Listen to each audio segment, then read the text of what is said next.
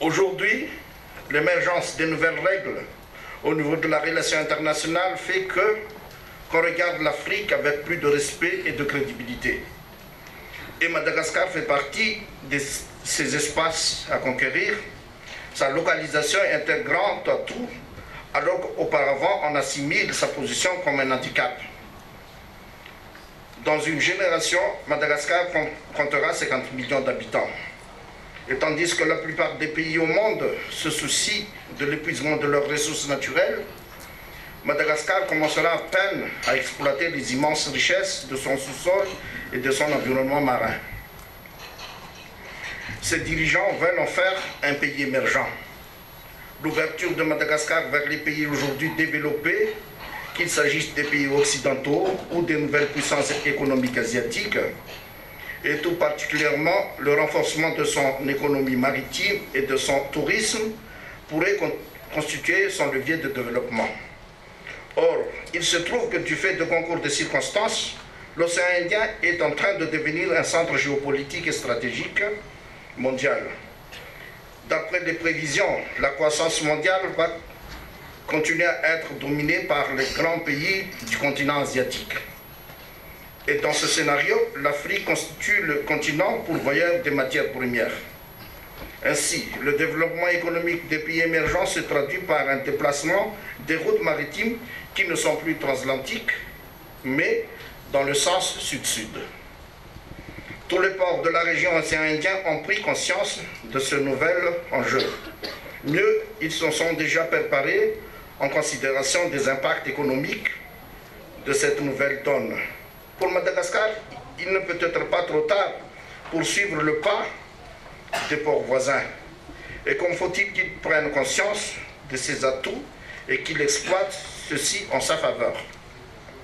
À ce propos, il faut savoir que dans le cadre de la mise en œuvre de sa stratégie, l'opérateur maritime doit être en même de contrôler l'ensemble des opérations portuaires, cela afin d'optimiser ses opérations de transbordement. Les infrastructures portuaires et les performances opérationnelles portuaires sont donc des éléments contraignant le choix des ports de transbordement. Il faut également savoir que pour l'armateur, les facteurs qui militent en faveur du choix d'une place portuaire comme plateforme de transbordement sont autres la position géographique du port qui doit absolument être situé à l'intersection des grandes routes maritimes, les conditions nautiques, les infrastructures et les équipements portuaires, la productivité des opérations portuaires et la garantie d'obtenir un poste à quai dès l'arrivée du navire au port.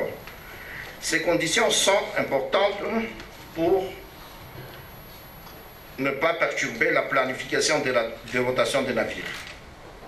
Un niveau de tarif concurrentiel, des possibilités d'extension future, quais, surface de stockage, zone industrielle, centre logistique.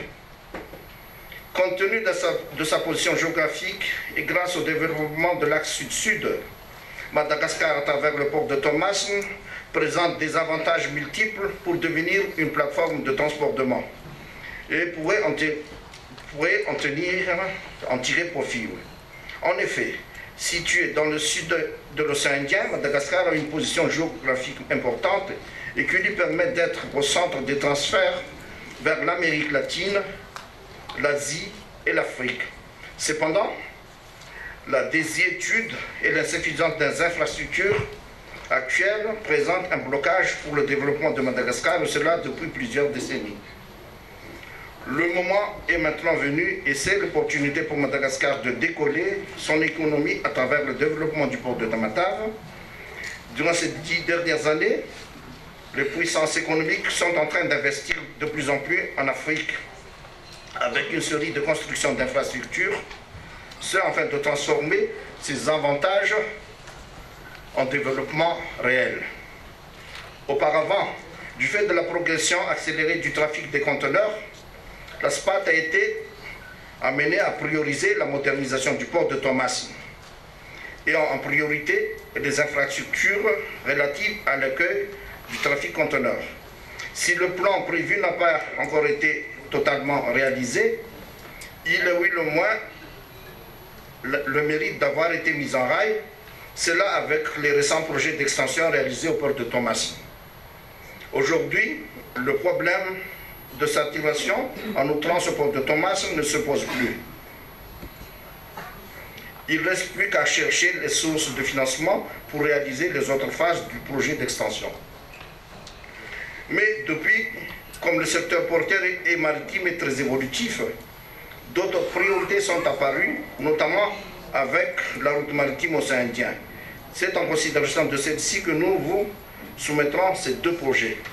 Le premier projet concerne d'abord l'activité des navires rouliers, dans le cadre de l'importation des véhicules pour le marché national, ainsi que les engins et les véhicules de certains projets, par exemple miniers, qui sont des projets spécifiques. L'accueil des navires de croisière qui touchent le port de Madagascar et notamment Thomas.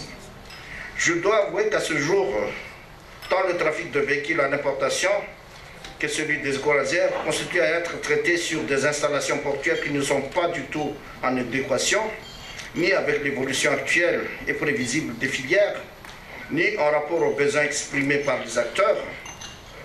La durée d'escale d'un navire de croisière, sinon d'un carrière, étant assez courte, ces trafics ne peuvent justifier à chacun l'aménagement d'une infrastructure dédiée. Ainsi, à l'issue de l'étude de schéma directeur finalisée en février 2012, la stratégie retenue a donc été de mutualiser une future installation portuaire dans le prolongement du môle A. Installation qui sera dédiée en trafic mixte, passagers ruraux. Ce scénario prévoit de libérer les postes du môle C pour le besoin exclusif du trafic des conteneurs et du vrac. L'objectif de la SPAT est d'offrir une infrastructure adaptée, d'une part pour traiter ces trafics dans des meilleures conditions qu'actuellement, et d'autre part pour capter une part plus importante de ce trafic qui par ailleurs est une source de développement de l'économie locale. Les navires de transport des voitures ne nécessitent pas d'équipement de manutention spécialisé.